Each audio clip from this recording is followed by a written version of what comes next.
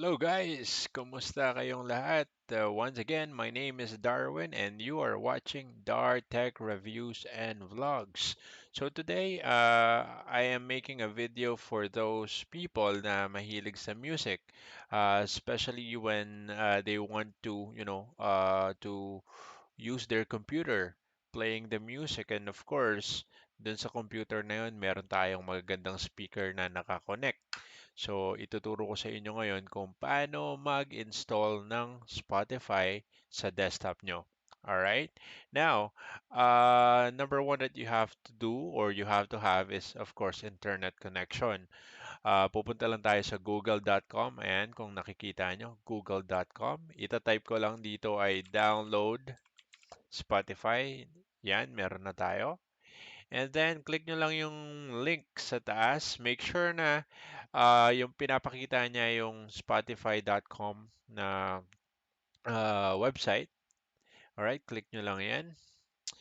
And then, all you have to do is select the proper platform na kailangan nyo. So, kung gumagamit kayo Windows, alright, Windows 10, ito yung settings na kailangan nyo. For Androids, nandito yon.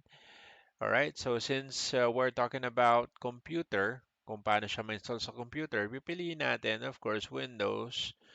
Alright, so current, and that pertains to Windows 10. So ito na yung bago natin page. We will click download. And the download is on the left-hand side. Ayan, click nyo lang yan. Ayan na yung progress bar. About 1 minute, 20 seconds. Ayan, napakabilis. Okay, very good. Installing Spotify na po tayo, guys. Wait lang natin, mabilis lang naman yan.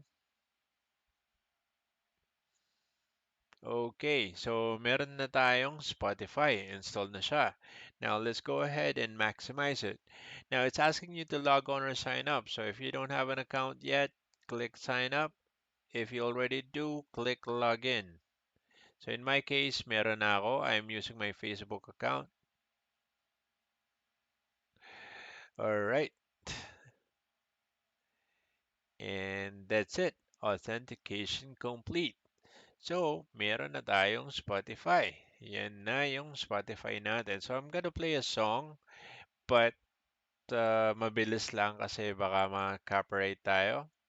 So, pili tayo or search tayo ng mashed up na lang para mas madali.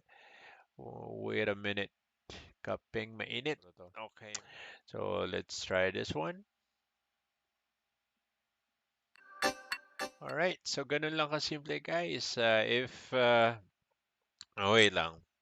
Okay, so ganun lang kasimple guys ang pag-install ng Spotify sa inyong computer. So if you like the video, hit like, and if you would like to suggest or if you need help on something, you could just comment down below. Baka matulungan ko po kayo. Alright? So, if you would like to be updated to my upcoming videos, make sure to hit the notification bell and of course, dapat nakasubscribe po kayo. Once ma-hit natin yung 1,500 subscribers, we'll be giving out a tech item. Okay? So that's all for now. Once again, this is your boy Dar and you are watching Dar Tech Reviews and Vlogs. Have a great day, guys. Take care and God bless. Bye-bye. What you're given, that's how we live it. Don't be mad at the system, it's simply how we've existed. I hear a lot of people talking like they politicians and choose to be an accountant because it's safe in the business.